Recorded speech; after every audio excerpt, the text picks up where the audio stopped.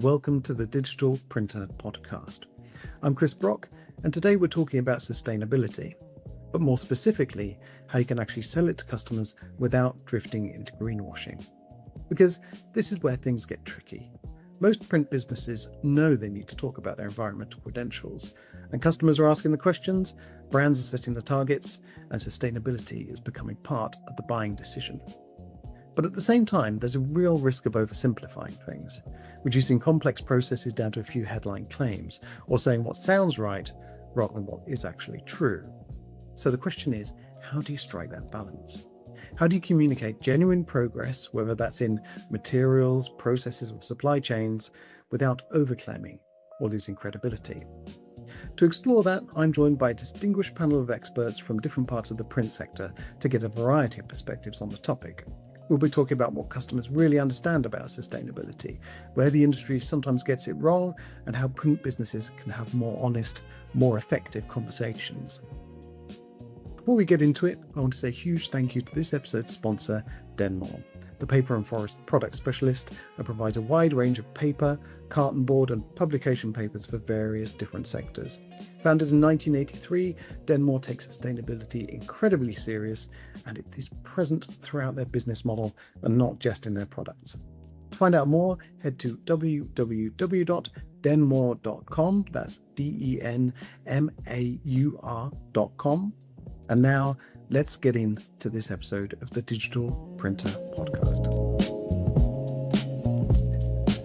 So, just want to say thank you to everyone who's joining us this morning on this episode of the Digital Printer Podcast. Very lucky to be joined by Jonathan Tame, who's the Managing Director of Two Sides, which is a not-for-profit global initiative promoting the unique, sustainable and attractive attributes of print, paper and paper packaging. We've got Graeme Richardson-Locke, who is Head of Associations and Technical Lead at Fespa, and also kind of responsible for your kind of sustainability efforts for the organisation. Yeah. And recently, Fespa published its Anti-Greenwashing Sustainability Guide to support environmentally responsible business operations.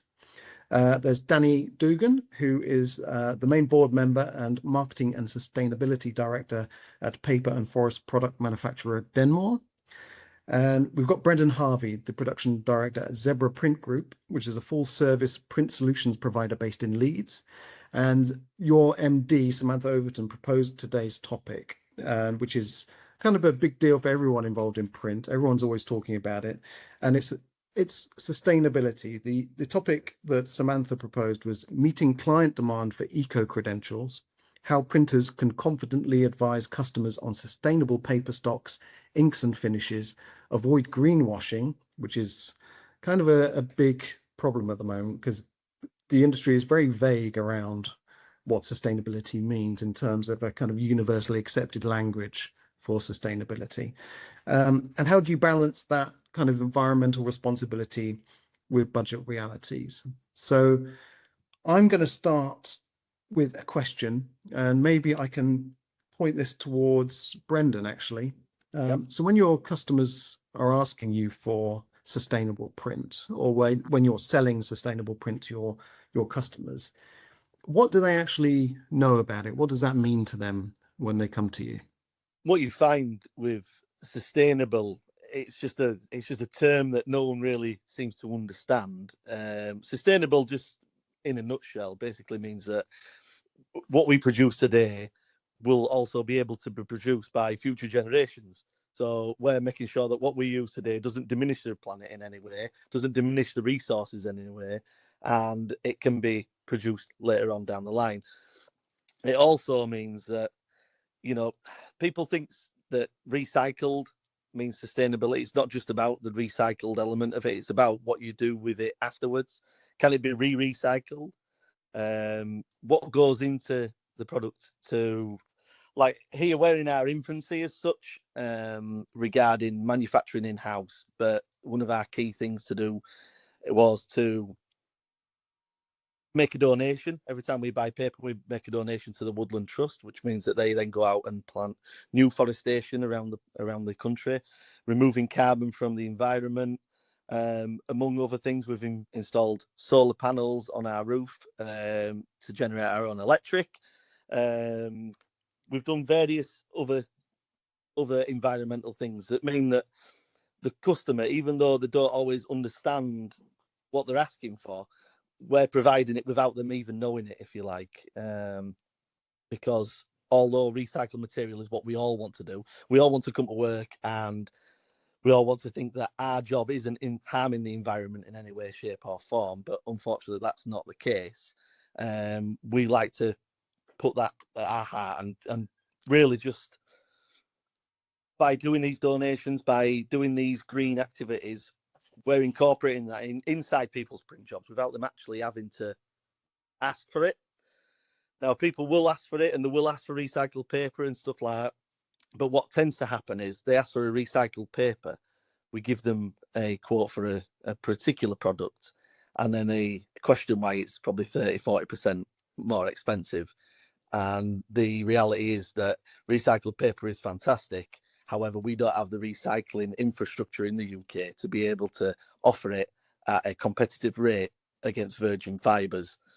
That's a problem that won't go away without expenditure, maybe by the government and by governing bodies and by legislation, but it won't go away overnight. So it means that the recycled product is actually more expensive, just through the amount of processes that it takes to get it to market. Now, obviously, now with the current climate and how the world is, economy and monetary value is a real big factor.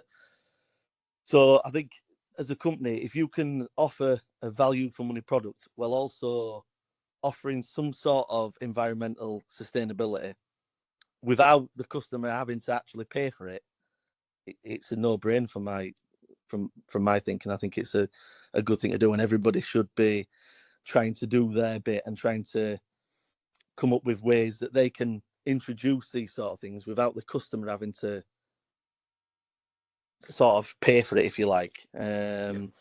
Because ultimately, if you quote a job and you're 30-40% higher, the vast majority of people, unless they are absolute eco warriors, just will not go for it. You know, they just won't accept that, because budgets are tight, economies of scale, and all that sort of stuff. It just means that unless we can reduce the cost that it comes out at the end after recycling, then unfortunately sometimes it's not a viable product. So you have to then educate the client around such things as the finishing element of things. Everyone wants it to have a nice glossy lamination or a nice UV finish, but these things then can't be recycled.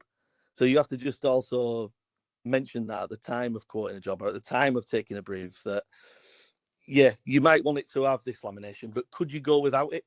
Could we just emboss the product instead? Could we offer an alternative that means that this whole publication can be recycled so that it can be used by future generations?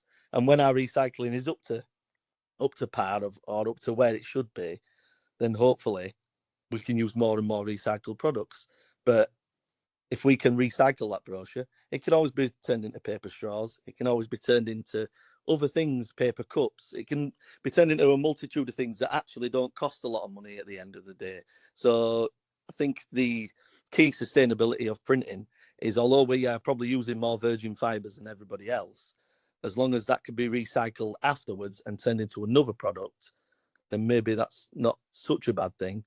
But you have to have these things in place, such as the scheme with the Woodland Trust, you know, to plant new trees, to plant new forests, to create home for various animals. We've just done one recently over up in Yorkshire. We sent 3 of our team to go and plant trees in a new forest over in Silsden in Yorkshire. And these sort of initiatives are a good thing. And I think everybody should be doing them, and everybody should be taking some sort of responsibility, especially in print, because print is such it's a industry that has always been historically heavy on use on paper, heavy use on chemicals and such like. And now, although things are getting cleaner, things are getting greener, it doesn't happen overnight, and it doesn't happen at the speed that we'd probably all like. So I think the key thing is that we need to be doing more to educate people at the onset of a project and give them various options that don't impact the environment. I know, like I say, I know everyone likes lamination. Everyone likes it to look and feel, but you can do that in other ways. You can do it by embossing, by debossing, you can do all these different things that mean that the paper remains as it is. Can we do it on uncoated paper because it's easier to recycle? It uses less in the onset when you're making it. You're making a silk product using more bleaches, using more chemicals to get it to be the product that it is. If we use uncoated paper, does that mean that your job is any less? No, it doesn't. So maybe we can just educate people at the onset. It sounds like a heavy burden to bear for both the customer and the print service provider. I mean, how much of that burden can be moved downstream to, or maybe even upstream to maybe the paper merchants or the whole system, if you like, rather the supply chain, rather than just having to make those difficult and possibly costly decisions when it comes to the point of sale and the point of production. Danny and Jonathan, what are your thoughts on that? Is there a way of kind of sharing that burden throughout the supply chain? If I go first, we do as a company, as Denmaur, for example, we offer carbon balanced paper, which is a very similar, or not too dissimilar scheme to what Brendon's mentioned in terms of supporting the activities of the Woodland Trust. This is a global proposition that's been going for some time. We've had carbon balanced paper for knocking on 10 years now. I think we've done very well for it, and how we've got the buy-in from our suppliers, so the manufacturers of paper, to actually buy into this, so that we can offer their grades as we call them, carbon balanced at source. So they're supporting the funding of carbon balancing paper, which is remarkably inexpensive, by the way. It's as little as 10, 12 pounds per ton. And when you consider the price of paper, it's not a great amount. And with that, you get the recognition, you get more kind of logos to use, you get a rather holistic kind of approach as well to sustainability with carbon balanced paper, because it's not only looking at reducing carbon emissions through increasing and regenerating forestry, but it's also looking at a CSR approach. It's looking at the welfare of people who work in forests. It's looking after endangered wildlife and threatened species, biodiversity. So we get that buy-in from mills that enables us to sell paper on with additional environmental credentials without imposing the cost on that to our customers. And Jonathan, I mean, the paper market is a little bit maybe opaque, and unless you know how the fibers are being sourced and you know where it's coming from, and you can vouch for that, is there a danger that we are buying paper or buying fibers that may have come from tropical hardwoods or sustainably questionable sources? Okay, I'm going to wind back in a minute to your original question, but let me answer that question first of all. No, in Europe, there is no chance whatsoever that a consumer or a brand will end up with paper that's come from an illegal source. It's the market is not opaque in any way whatsoever, Chris. It's completely transparent. There are rules in place, which Danny well knows. I'm a bit out of touch with it, I have to be honest, but what's EUTR replaces, what is it called, UK timber regulations? And that means EUDR. EUDR replaces the UK timber regulations, and as far as paper fibre, if we're talking about paper fibre, it is almost impossible now for a consumer or a brand to buy products sourced in Europe that come from an illegal source. Not if they buy products which may be printed overseas, deep seas, but certainly if they're buying from a UK printer like Zebra or others. Look, what I'd like to do is just rewind to your original question, because it was actually a really good one. When customers ask for sustainable print, what are they actually asking for? I think that's a really important question. And if a customer or a brand or an end user asks a printer for a sustainable print job, they look on the printer as being the expert. They want you to manage the risk of their reputation by ensuring the products that they have the lowest impact. And the impact isn't just about paper choices, it's about design, it's about suppression to make sure the data is only used and only goes to relevant people. It is a very complex subject, but your question is right. As far as sustainable print is concerned, it's about producing a job which has the lowest touch point and the lowest impact. And often that starts off with design. I mean, Brendon, look, I share your worries that historically recycled papers are more. I don't believe they're as much as that more, but customers will have a choice at the end of the day, and printers are there to provide best value advice to their clients about how to mitigate risk.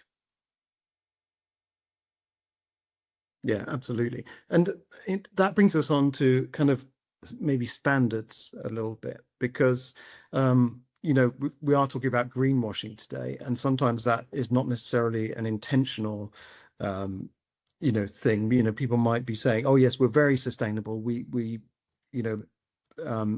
like you say, you can't actually source paper in the UK that is from illegal sources. We have solar panels on our roof, and we do an awful lot of this. But going back to the Fespa reports, in the EU, there are something like 230 sustainability and 100 green energy labels. And that is really quite a confusing and complex landscape to be operating in. So how do you make sure you're not greenwashing, even if you don't intend to? How do you know which of the right labels to choose, which of the right certifications to go for? It does sound incredibly confusing.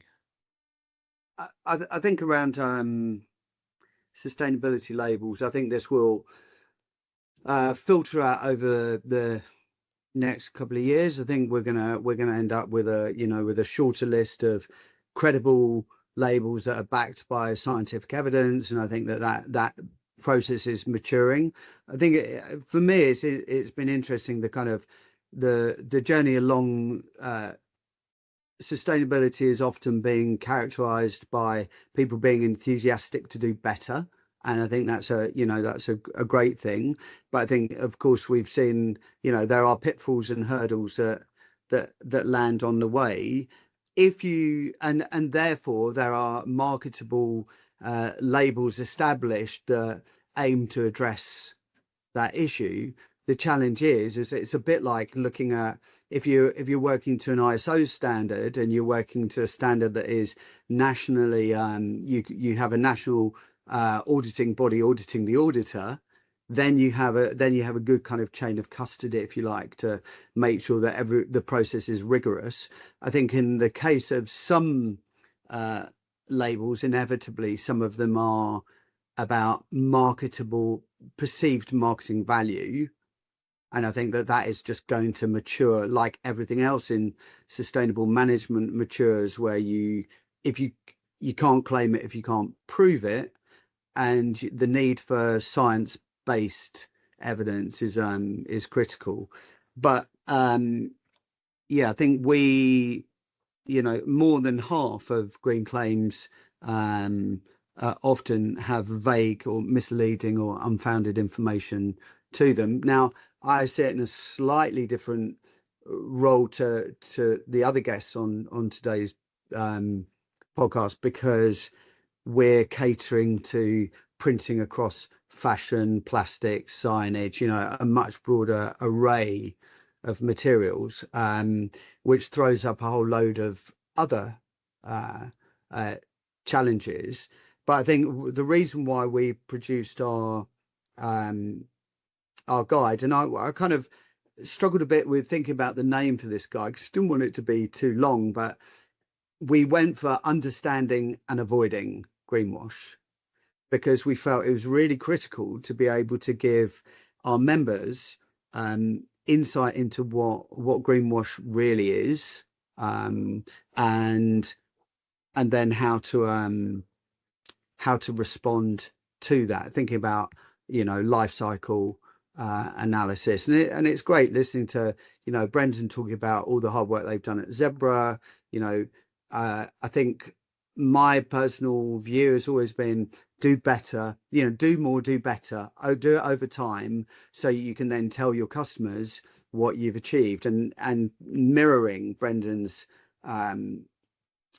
business's approach, we looked at Fespa HQ. We're in our third cycle of carbon emissions reporting for our HQ. We don't have any regulatory requirement to do that at this point, but we know that if you can't measure it, you can't manage it. So what we've managed to do is we installed a whole load of solar onto our HQ building, and we are now at zero. We're at zero emissions for energy consumption, scope 1 and 2, as of this year. I suppose one of the biggest issues is resourcing for me. I've taken on the role at Fespa of firstly being an advocate for sustainability and then becoming a practitioner. And there's a world of difference between, the talking and the doing. And I think we always encourage members to think about how they're going to resource their ambitions, because it is a hard road, and I'm sure Brendon, you'll testify. Yeah, it is. Yeah, to that when you've got hundreds of orders going through a plant, and then you're also looking at how you can do that more sustainably. It just adds a considerable amount to your workload, but the incremental gains over time are significant and useful and indicative of the culture and approach of your business, which is something that we see across our membership, lots of interest in. And yeah, I just think with greenwashing specifically, the use of eco print, green print, these kind of trite descriptors are useless unless they're backed up with evidence of why that claim is being made. I find that from my point of view, I was recently in India, and I was in the textile supply chain, so I was visiting lots of printers in t-shirt garment decoration. Lots of them were claiming to have sustainability certification labels, and I thought, well, before I go and speak at a conference, I'm going to phone a few up and pose to be a customer and ask them for their certification numbers, and then I'm going to see how many can actually give me a certification number that leads back to a credible and real claim. Regrettably, none of them came back with the explanation that I required. So I think it's just really important to compostable, lots of terms that I'm sure Danny and Jonathan are better placed than I am to comment on. But I think that compostable, if it's in industrial composting, is not what the consumer perceives. They think they can just chuck it in their garden and it will break down. So they're the type of things that we're trying to address in this guide. It's just to look deeper, think more before you start making claims. Jonathan, you two sides obviously is advocating for paper, trying to re-educate the consumers perhaps that paper is not this kind of bad, drain on our natural resources. How much of your work is being undermined by greenwashing, whether that's conscious or not, and these kind of vague terms such as compostable or sustainable, whatever that might mean? And how much do you think certifications can help to support your work?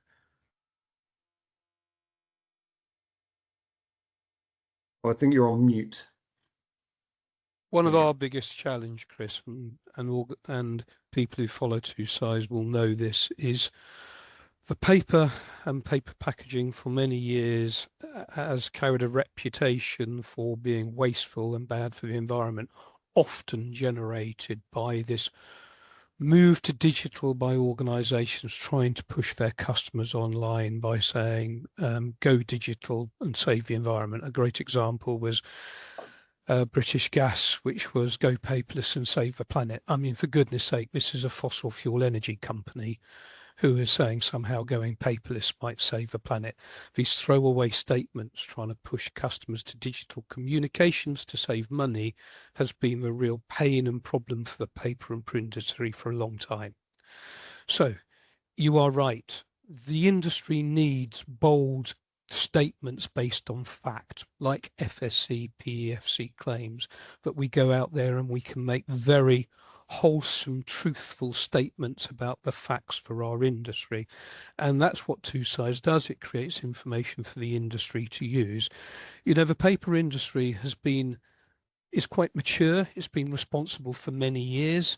Our raw material is based on trees to make paper from. So we don't go out and knowingly create deforestation. We plant them in a sustainable manner. With recycled fibers being talked about already. Recycled fiber is just part of the fiber mix. 52% of fiber used in Europe is actually recycled. There is no differentiation in my mind between tree fiber and recycled fiber. It's all part of the mix. It gets recovered many times. But you are right. Go back to certifications, FSC, PEFC, carbon balance, carbon capture, all these statements on product statements that end users can use to communicate the wholeness of the products they're printing is good. And organizations should look at their own organizational structure, where things like ISO 14001 and EMAS and B Corp, all these are important for printers when they're storytelling to brands why they are responsible. Brendon, I mean, there are lots of standards that you can approach and verify your claims. Is there a cost involved in that for a printer? Is that an obstacle to certification? Do you have to stump up the cash for it?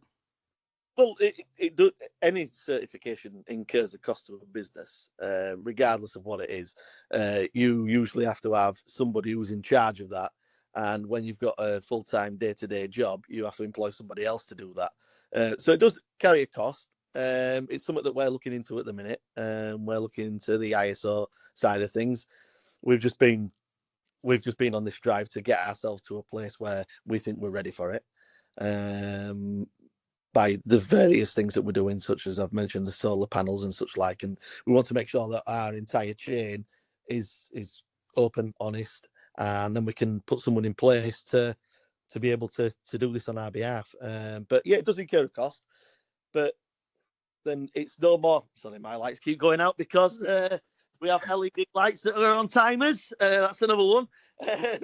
But they're a pain in the backside half the time if you don't move.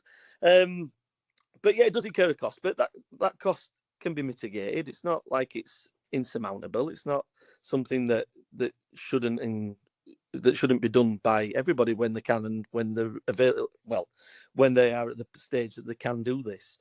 For a lot of years, we were print management, which meant that all our suppliers were vetted. They were all ISO registered. We went out and actually, like Jonathan was saying, we went out and did site visits. and we went to see these places and to make sure that the people that were supplying our print were good enough to do so, and that their claims were honest. But as we brought things in house, and now we're in our 3rd year of manufacturing in house, we're now looking to do the same thing for ourselves.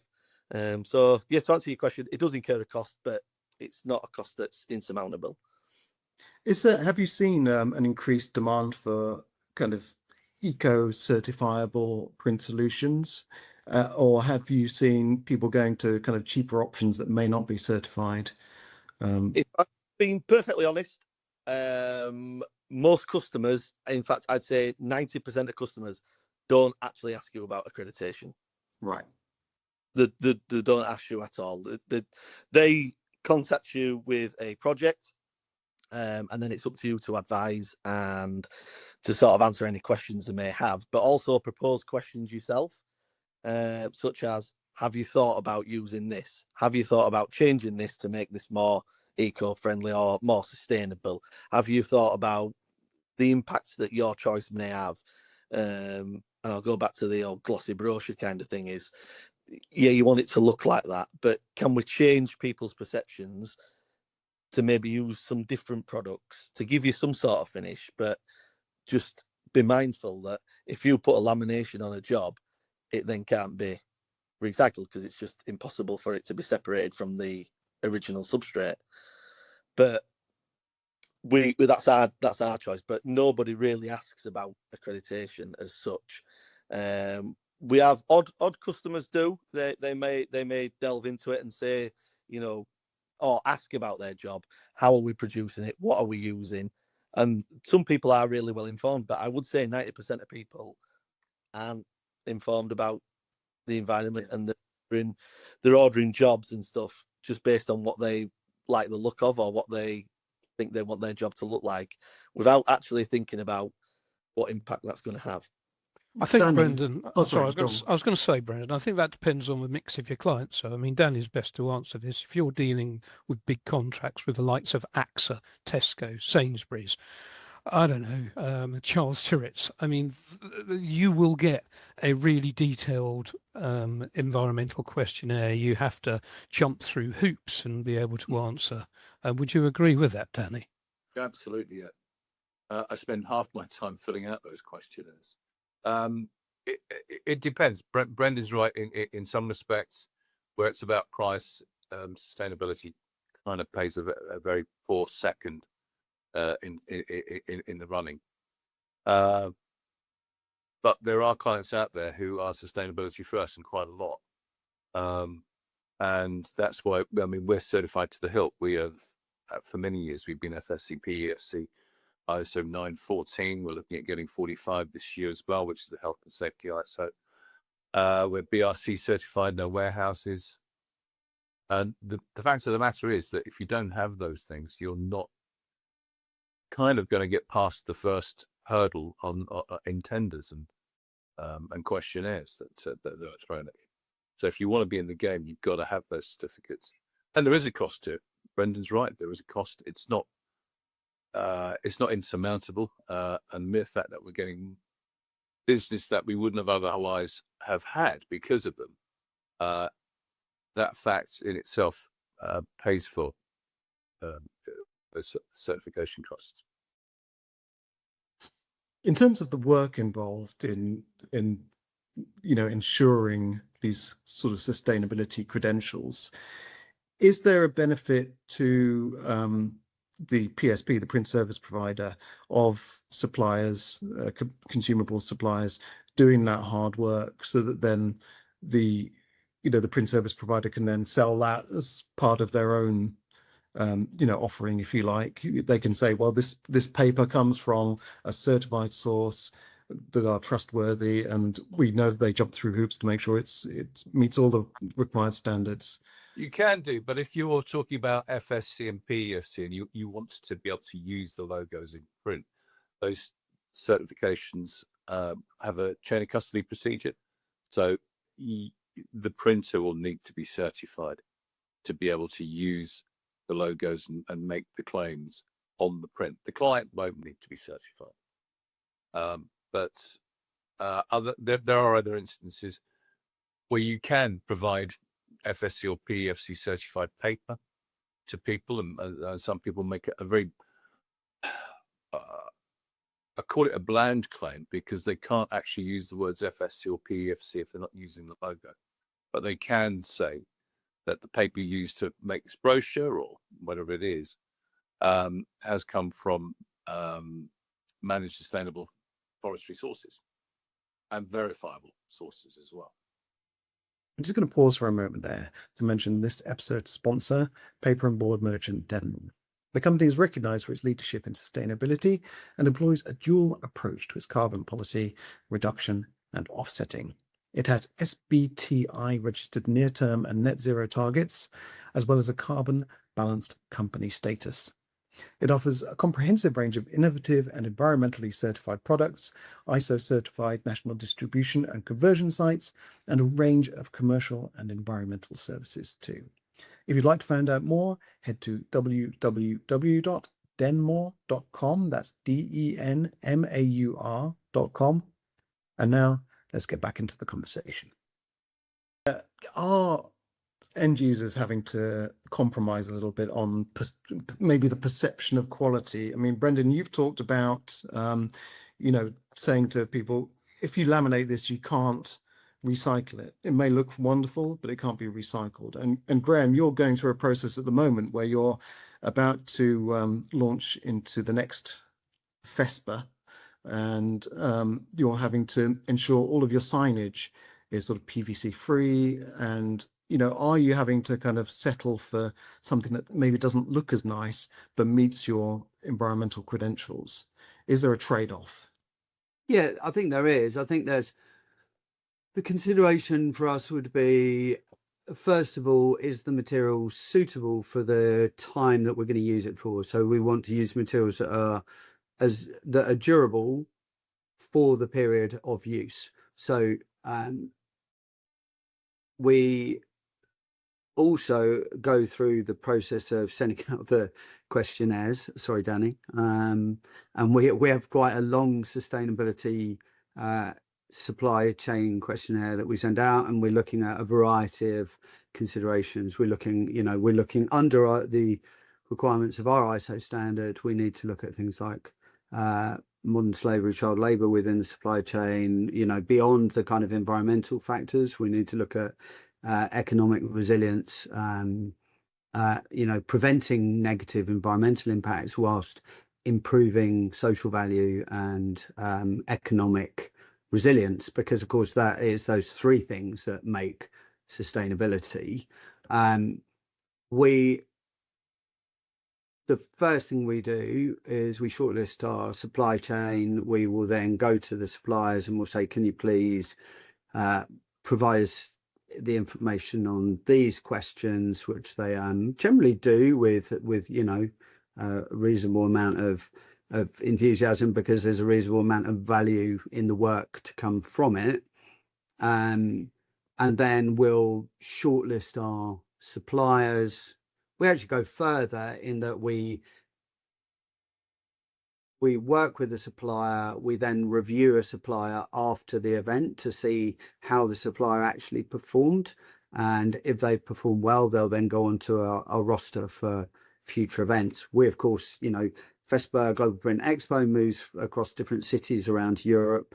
So what we try and do is work with local manufacturers, and then over time we end up with a pool of really good suppliers. But that diligence is really important to us. And I think Danny's point about, if you cannot submit the information to show that you have policies and procedures in place, you can be ruled out of contracts altogether. So I think and Jonathan, your point about depends which customers you're working with, where they are in terms of scale and scope does make a big difference. I think another point I wanted to make was coming back to the customer asking for sustainable products. I don't hear much of that within, we've just completed the 26 Fespa print census. One of the reports we've produced is on the sustainability attitudes across our membership, and what we're seeing is that customers don't want to pay any more for sustainable product.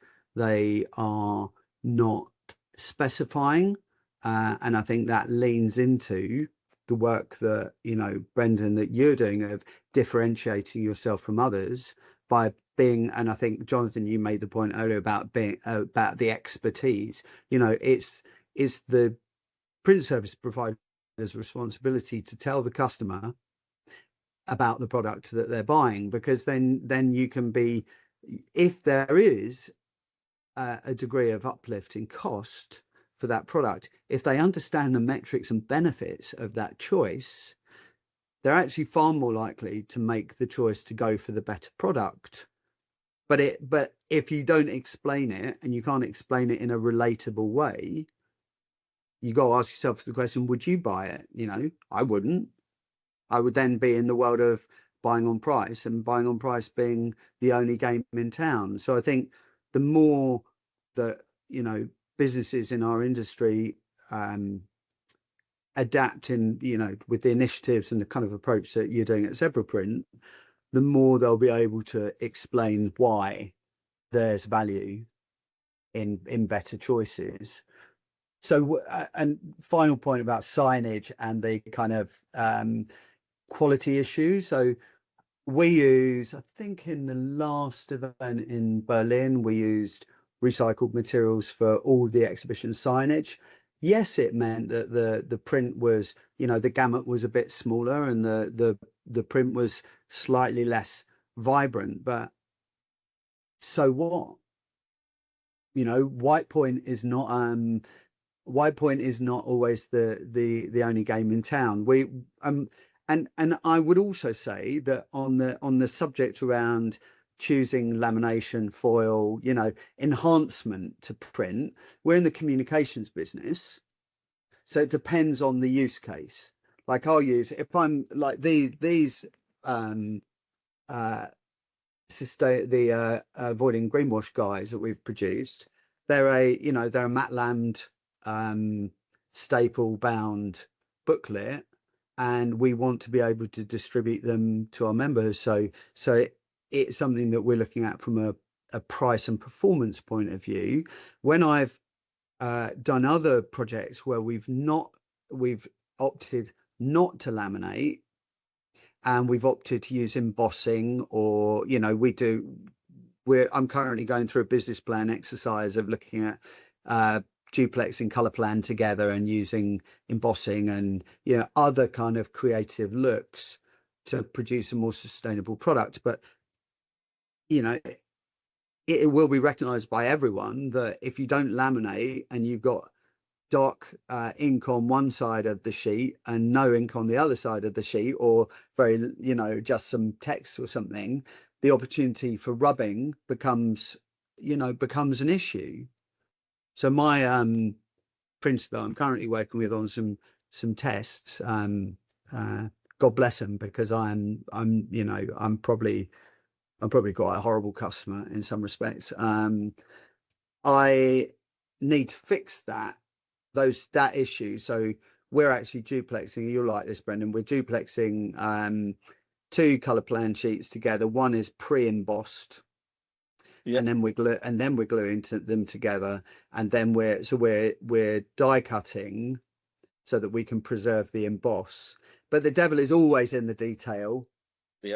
And I think the communication, for me, what stands out with prints, if it's commodity print and I'm buying online, as long as I know it's meeting 12647, and I know that what I'm buying is what I'm receiving. But when it comes to creative print, then I really need the expertise, the experience, and the buy-in from the printer to work with me on something that is both beautiful and creative. And that is one of the things that I see across Fespa's entire landscape, because we are across so many print application areas, from interior decor to to clothing in fashion to in-store retail, outdoor advertising, is what I see is the wonder of creativity. And that's Print's job, isn't it, is to reassure customers, to provide a great choice of making influencing sales decisions, and giving people something that feels lasting and has value, which is why I favour it over digital in most cases. Jonathan, at the beginning, you mentioned that you can't buy illegal fibre in the UK. It's very much regulated. Do you think regulation needs to go further so that the burden of, proving all of these, environmental credentials is a given? Or do you think that would begin to limit what is possible with print, and limit choice and that sort of thing? Genuinely, I think the regulations as they stand are probably correct. We've all seen the complications of trying to introduce something more detailed, more complicated with EUTR, which has just brought a huge burden. And I don't like the word cost, but also costs of a supply chain without actually a resolution. I think things are generally right at the minute. And I think consumers and brands should be confident, and it's up to us to tell them that paper is the most recovered and recycled product we touch in our day-to-day lives. It comes from sustainable sources, it's natural, it's renewable. Yes, there are other elements about print which we might not talked about. Lamination, I mean, even with lamination there are some good reasons to use it at times. If it's on a 500-page booklet and it protects the booklet for longer life, it doesn't render the whole material being unrecoverable. As far as your question is concerned, though, Chris, I think the level of regulation that we have is about right at the minute in the world we live in today. There are strengthening of European legislation, particularly about carbon emissions and about how they're reported, which is coming at the end of this year. But I think for the world we live in today, the regulations for print and paper feel about right to me. And Danny, you clearly jump through hoops to make sure you meet all the standards and offer the best in terms of kind of supply chain certification. How much of this is a kind of rabbit hole that you can go down? And Brendon as well. I mean, you talk about the energy you use. Brendon, you have a scheme that you work with Xerox to recycle your print cartridges. You have a ink recycling program. You have timers on your lights so that they go off if there's no one in the room. How much further can you go? How much is there a danger of someone saying, well, I just arrived in your car park and all your cars, none of them are hybrid. Is there a danger? There's always going to be something that you can go a little bit further, and that in itself becomes a bit of a minefield and a massive burden, whether that's mentally or in terms of corporate values. It sounds like there's a lot to consider, potentially limitless number of issues to consider when it comes to this. How do you know when you've done enough? I think the thing is, I don't think you'll ever be able to do enough. I think there's always something that you can do to be better. And it goes back to an earlier point. If you can do more, then do more where you can. As long as you're doing more day to day, then you're reducing it further and further and further and further. And you'll never get to a point where you've done everything, but it's just about a responsible choice to do things that might help the environment. If you come across something that you'd look and think, do you know what, that could save energy, it could save this, it could do that, then do it. There's no reason. But you will always be able to go further. Yeah. And that's the problem. But at some point you've got to say, well, we're doing a really good amount here. But if you can do better, then do better. I really like that point. I think having kind of gone through the ISO process and using plan, do, check, act cycle of continuous improvement, you never reach the destination. Don't beat yourself up for not reaching the destination. Perfectionism is what the enemy of the good. I think we need to just be able to focus on things that are will reduce emissions, will increase our sustainable value, and document them, record them, because by the time we get to next year, we'll have something more to say to our customers, and that will bring the value. There's one thing I don't, Brendon, I don't know if you've come across it, but Energy Star treasure hunts is something that is really worth you looking up. So I think it's a methodology that's used in lots of manufacturing industry.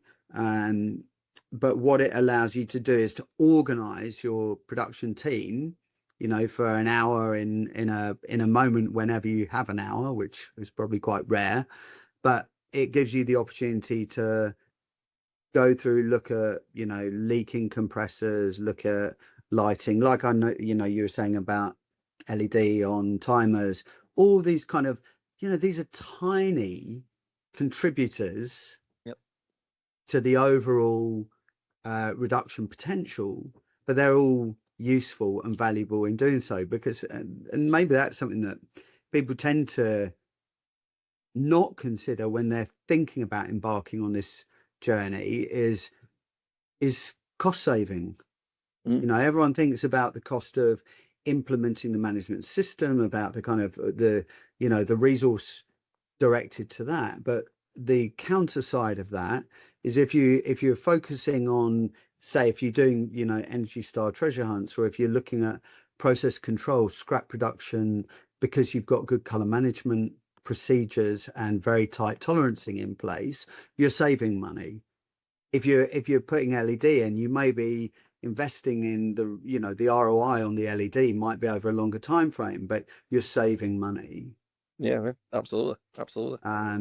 So there is, I think there are lots of upsides to doing this, and lots of opportunity for discovery. But plan, do, check, act, continuous improvement, discipline makes a massive difference.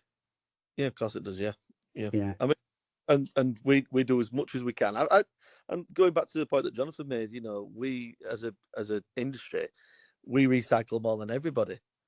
We recycle all paper, all our packaging is sorted and recycled and baled. All our print cartridges, our toner cartridges are recycled and repurposed. All our ink is chemically disposed of and recycled. And we go as far as anybody when it comes to recycling. And I think that everybody tends to fall down that route, and our industry is looked upon as being this big sort of, they use all the trees in the world and all this sort of stuff, but actually we are probably the cleanest and probably the greenest, just by proxy and by what we do.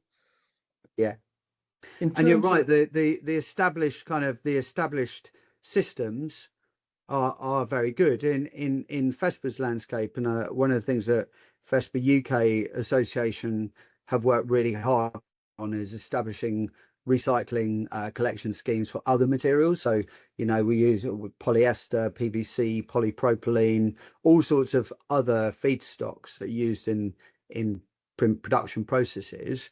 So there are developing systems for those end users. The thing that presents quite a challenge with other production stocks is the volume that any one site might produce. The great thing with paper is there's a lot of it in circulation. Was it 83% of papers recirculated, something like that? 83% of paper packaging and 73% of paper generally. Yeah, amazing. Fantastic. So I know we're running out of time a little bit. I just want to throw one last question out to everyone, I guess. So if a printer is listening to this and they want to start tomorrow to improve the way they handle their sustainability credentials, their processes, that kind of thing, where would be the easiest place for them to start? You want me to go over that? I mean, if I could just sum up, if this is my last chance. Firstly, I don't think with Imprint we need to compromise on quality. full stop. There is no better way for a brand to get return on investment by putting their product into the consumer's hand. Print can look amazing, it can look sexy. All right, we might need to think about lamination, but we can have other designs. Sustainability should be expected. It is our job to explain the sustainability of the products we do. And I do think the supply chain, us printers, we should invest in standards and we should look at continuous improvement. And I would say to any printer, rather than looking that this is going to cost me money, like Danny said earlier, yes, it does. But actually, you should be looking at what is the return on my investment I'm going to get by becoming a better company? How much more business am I going to win? As far as seeking which certifications, organizations, there is so much information out there. Talk to your associations, BPIF if you're a printer or an IPIA, Fespa if you're in alternative materials. These associations provide very good advice on how organizations can competitively seek ISO 14001 or other supporting qualifications. Also talk to your supply chain. So if you're a printer, talk to your paper provider.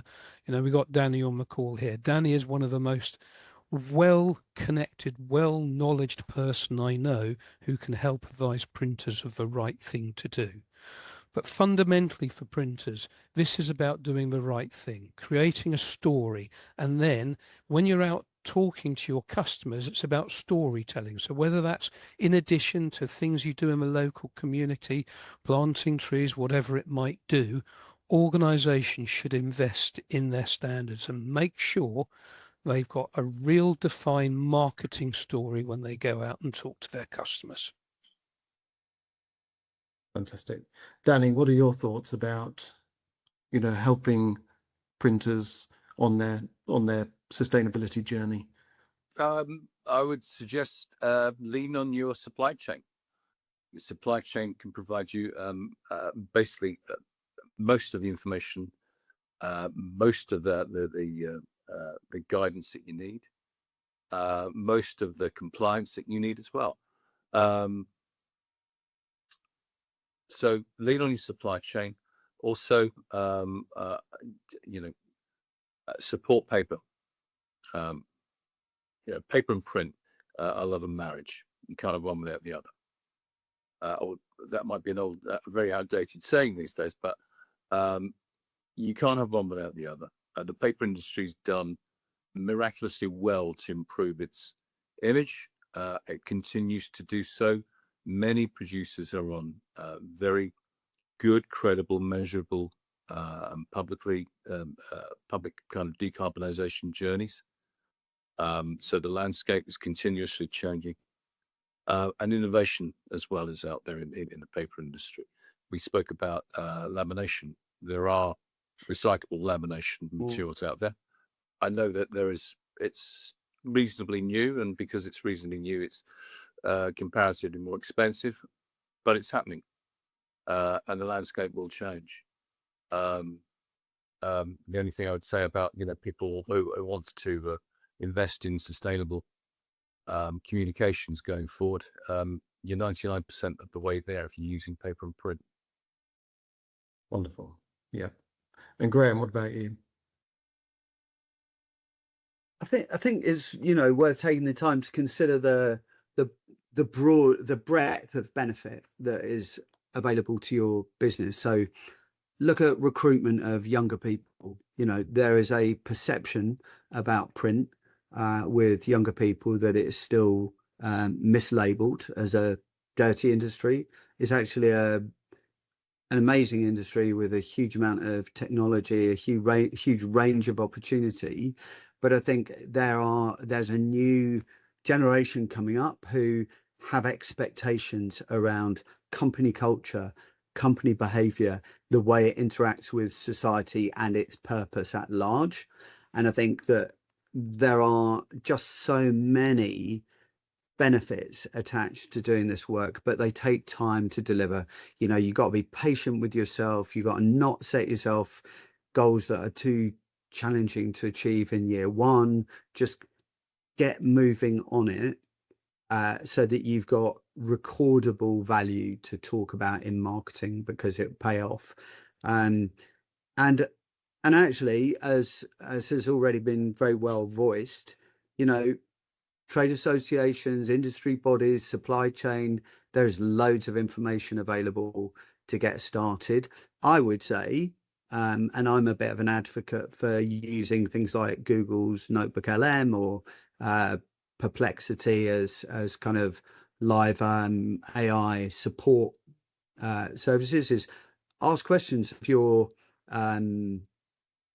AI tools to surface information quicker, because you will find you'll get there quicker. You'll get the phrase, if you're I was going to say, if you're green on the subject, that's maybe not the right term in this particular use case. But if you're kind of new to it and you wanted to get started, there, you can just ask some straightforward questions to surface where to get started. And these tools that are available now are giving us the opportunity to go further and faster. So use them.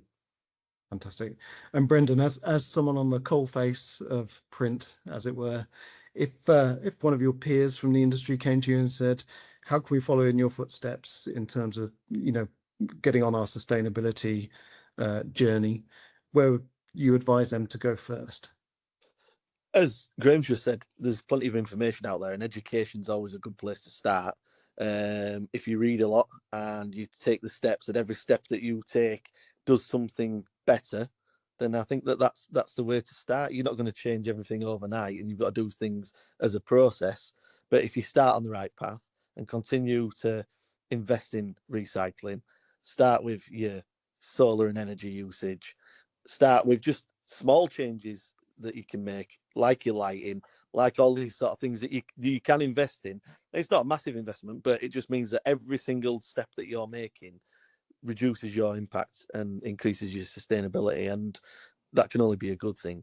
But there are plenty of tools out there, and AI is becoming the new norm for us as well. If a speech or anything to go out in the public domain, we use AI now because it's just such an easy tool to use. But there's plenty of information to be garnered from that, and education's probably the best starting point, I'd say. Fantastic. And maybe one final cautionary note on AI, because I've done some work recently on EU packaging waste regulation, and we've been working with a very credible author on producing a guide, and then we also looked at things like tone of voice of the document by creating that in Notebook LM as a kind of a counterpoint to quite a legalistic, heavy going document. And what we found was that the report generated by AI sounded very plausible, but had factual risk and issues surrounding it. So yeah, it's just that kind of applying some healthy skepticism. You still need involved. You can't just take that element out. Yeah, for sure. I don't know if I can do a shameless plug for Fespa, Chris. Yeah, go for it. But we're in the run up at the moment to final prep. So 19th to 22nd of May in Barcelona, we're going to be gathering with 550 odd exhibitors in the Fira. Great city, great opportunity to see loads of new tech and further your kind of discovery. So yeah, and I will be there as well, so I'm looking forward to that. So brilliant. Thank you very much. And thank you as well, Graeme and Danny, Brendon and Jonathan, for your expertise today. I really do appreciate that and your time. And I think it's a journey we all need to be getting on if we're not already going down that route. So thank you so much for your time. Thank you. Brilliant, thank you. So there we go, a really enlightening conversation on a topic that can seem overwhelming, but even with minimal resources, there's always something we can do to improve our business and reduce our impact on the environment. Thanks once again to this episode's sponsor, paper and cardboard merchant Denmaur, which has sustainability woven into every aspect of its business. Find it at denmaur.com. That's denmaur.com. And as usual, if you have any comments, questions, or ideas about today's conversation, feel free to comment or message us. And don't forget to subscribe. Until next time, have a lovely day.